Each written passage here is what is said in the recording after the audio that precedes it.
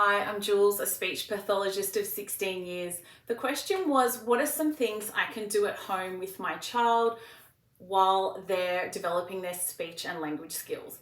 The first thing is presume competence. So assume that they already know what you're saying or that they're just about to learn that anyway. So include them in a conversation. Okay, so you're going to carry the bulk of it, especially if your child's not talking.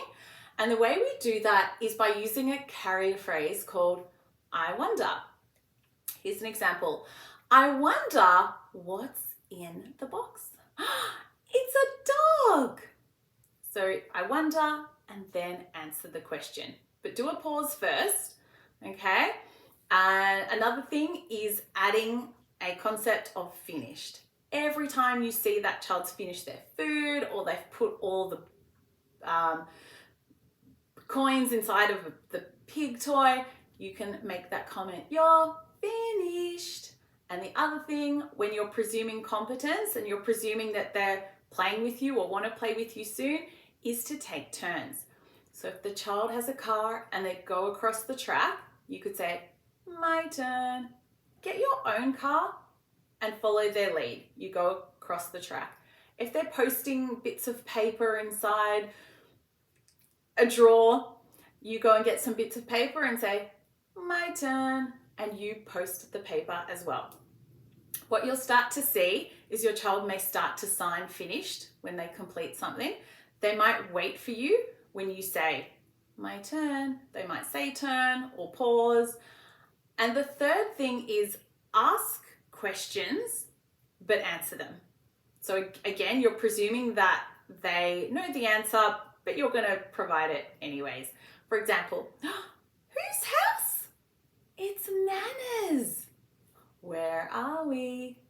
The park. And final tip is the ding dong. You can hear it in my words. It also sounds the same as Miss Rachel. The reason being, there's research-backed evidence to suggest that children hear and absorb the ding dong sound better than any other intonation we use. Okay, like parentese, that rhythmic sound. So here's some examples. Again, like my turn, finished, all done. Apple.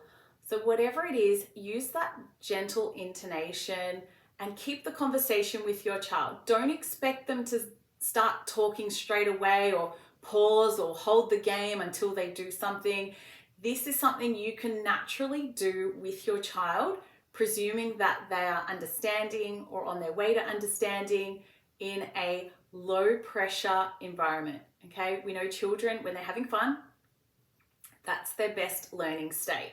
Okay, so you don't have to expect them to do anything or put the pressure on them. This is something for you to do at home, and it is research-based, tried and tested, and I did it with my son who was presenting speech and language delayed. When he did start to use words later, I could see he was picking up those things that we had practiced or that I'd been exposing to him.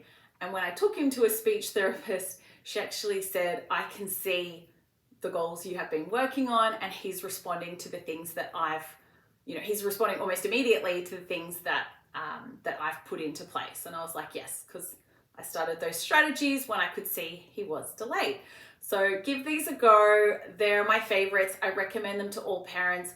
Don't worry about what you sound like or what you look like. Having a conversation with a child who's not talking yet or not using words is completely fine.